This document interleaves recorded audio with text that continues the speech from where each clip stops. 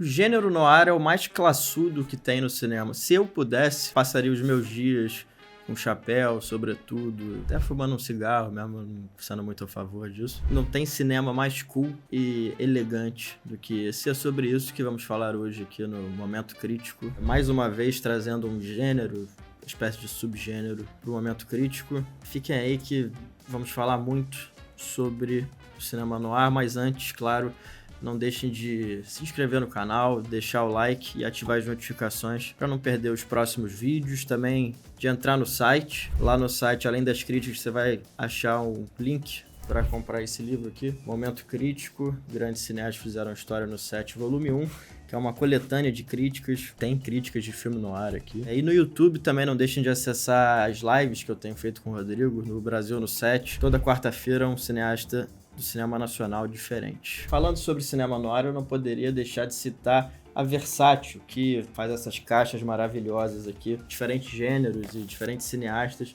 Essas aqui são todas sobre o cinema noir e todos os filmes que estão na playlist que eu vou falar sobre mais tarde estão nessas diferentes caixas aqui. Por exemplo, eu tô com as mãos aqui com o volume 17 para vocês terem dimensão do tamanho da curadoria deles. Então a Versátil é algo que eu tenho em casa, não só caixas temáticas de gênero, mas sobre diretores, edições especiais de filmes que dificilmente saem em DVD aqui no Brasil. Então é um trabalho muito bacana que eles fazem, principalmente para quem consome mídia física. Eles são a referência máxima aqui no Brasil e o link está aqui embaixo.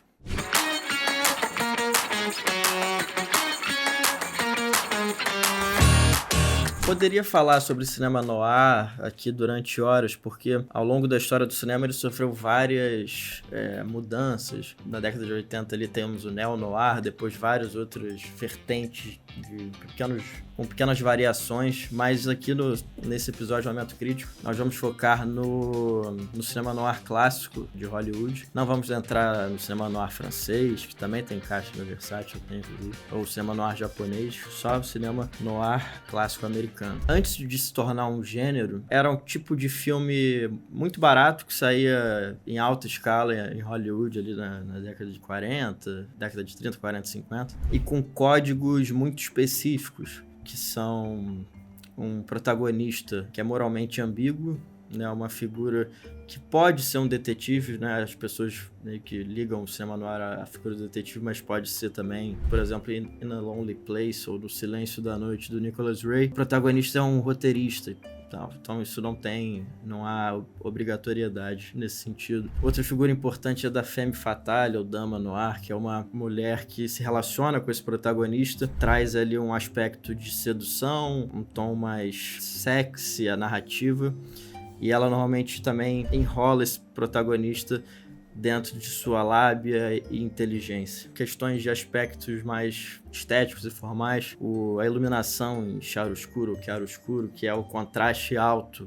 entre sombra e luz, é algo marcante também, por mais que às vezes nessa caixa aqui quase todos os filmes noir são coloridos, mas o noir clássico mesmo, é em preto e branco. Também filmes que normalmente se passam ali na sua maior parte da narrativa à noite, com espaços molhados, a chuva é um elemento importante da narrativa também. Há um fatalismo muito grande, essas figuras, esses protagonistas são seres que têm ali ao seu redor, né, e no seu espírito há um pessimismo muito grande. Você mais ou menos sabe que algo de ruim vai acontecer com aquele cara e que teremos um final, no mínimo, agridoce. Às vezes um elemento também que é bastante utilizado é o voice-over, que é uma forma de contextualizar parte da história para o espectador. Claro, são tramas que giram em torno de crime, de corrupção e tal, e que esse protagonista, que é um cara que parte de um código moral muito específico, vai investigar e tal. Então esses são os códigos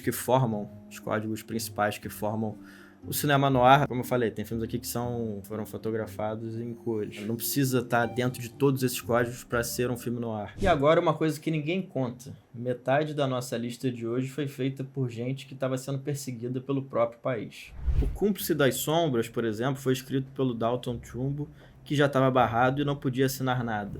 A solução: emprestou o nome de um amigo, Hugo Butler, e o roteiro saiu creditado para ele. Só que tem mais, o marido locutor, aquela voz que sai do rádio o filme inteiro, é o próprio Trumbo. O cara proibido de trabalhar em Hollywood está literalmente falando dentro do filme. Em Fuga do Passado, Robert Mitchum não era a primeira pessoa para o papel. O personagem passou pelo Humphrey Bogart e pelo próprio Garfield antes de chegar nele. Por Amor Também Se Mata, de 1951, é um noir de espaço fechado. Um ladrão, pé de chinelo, mata um policial numa fuga que dá errado, se esconde na casa de uma família comum e transforma a sala de jantar em cárcere.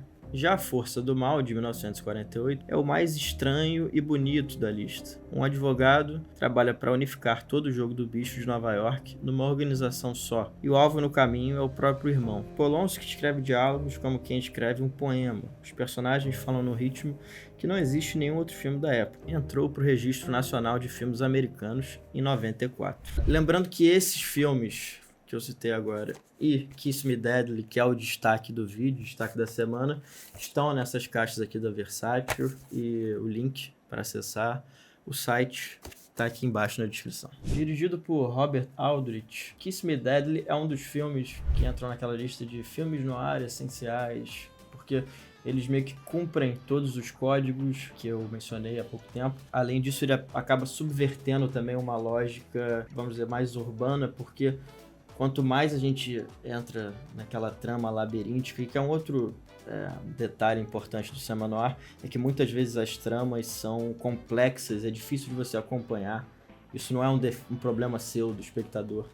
É um artifício de roteiro comum, que eles tratam de personagens que estão imersos em ambientes de paranoia e de angústia.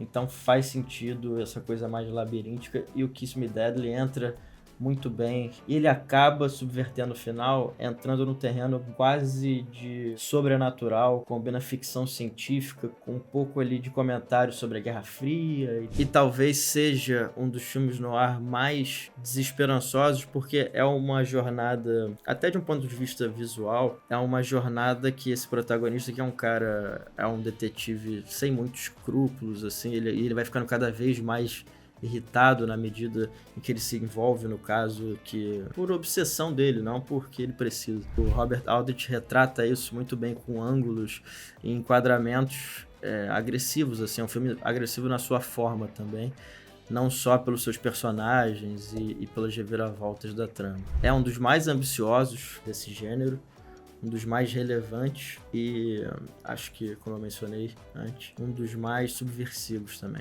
Então, para você que quer conhecer mais o noir, acho que Kiss Me Deadly é uma porta de entrada muito boa. Ou para você também que já conhece o filme ou já conhece o gênero, acho que é a hora de rever essa obra-prima desse mestre do cinema. Finalizando o momento crítico cinema noir, lembrando que esse nome foi dado pelos críticos franceses que enxergavam o cinema americano como algo relevante, né? E era um tipo de filme que eles já faziam há um tempo, e eles deram esse nome, nomearam como cinema noir. Acho que é um fato relevante que ficou faltando, mas que entra aqui no nosso encerramento. Não deixem de se inscrever no canal, de deixar o like, ativar as notificações, de comprar essa belezinha aqui, de entrar no site também. As críticas desses filmes citados aqui estão lá no site, playlists, muitos conteúdos para você, fã de cinema. Então é isso, até a próxima.